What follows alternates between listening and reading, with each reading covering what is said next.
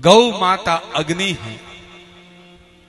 तुम्हारे जीवन में प्रेम से सेवा करोगे तो इतना प्रकाश कर देगी कि हजारों सूर्य का प्रकाश कम पड़ जाएगा। और इसमें स्वार्थ और छल कपट हुआ तो वही अग्नि तुम्हारे खानदान को खाक कर देगी। ये अग्नि, इससे खेलो मत। अग्नि से, जोगी से, पानी से खेला नहीं जाता। हाथ जोड़ के विनती। इसलिए सेवा हो तो कीजिए, नहीं तो गौशाला के बाहर से प्रणाम करके जाइए।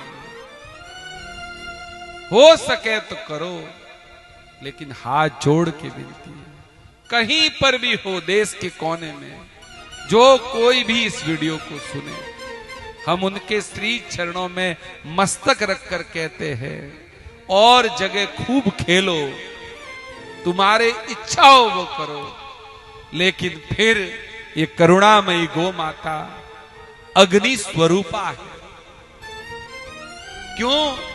क्योंकि ये गोविंद की मां है। और जब एक छोटा सा व्यक्ति धरती का भी अपनी मां का अपमान और छल सहन नहीं कर सकता, तो त्रिलोकी के नाथ की मां के साथ कोई अगर किसी प्रकार का कुछ करे तो आप सब समझ सकते हो।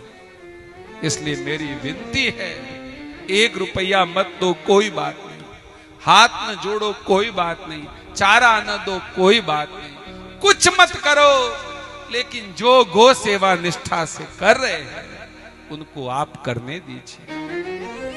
जरूर इस वीडियो को पूरे देश में आप सभी के श्री चरणों को समर्पित करें। ये हम दास हाथ जोड़ के कह रहे हैं, ये अनुभव की वाणी कह रहे हैं।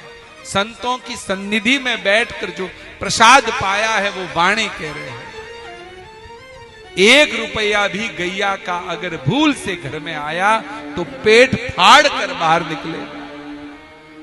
इस अग्नि को पचाने में कोई समर्थ नहीं। अगर किसी एक सच्चे गो भक्त के, जो सच्चा है और गोष्ठ में चलते हुए, गो सेवा करते हुए किसी व्यक्ति से पीड़ित होकर उसके 2 आंसू अगर धरती पर गिर गए, तो आज एकादशी के दिन कह रहे हैं, फिर कोई धरती का व्यक्ति, क्योंकि ये राम जी ने कहा है, मैं मेरे साथ हुए अपराध को क्षमा कर सकता हूं, लेकिन मेरे भक्त के साथ किए हुए अपराध को क्षमा नहीं कर सकता।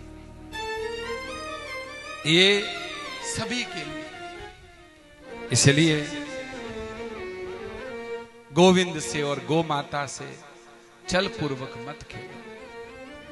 जो हो वो करो।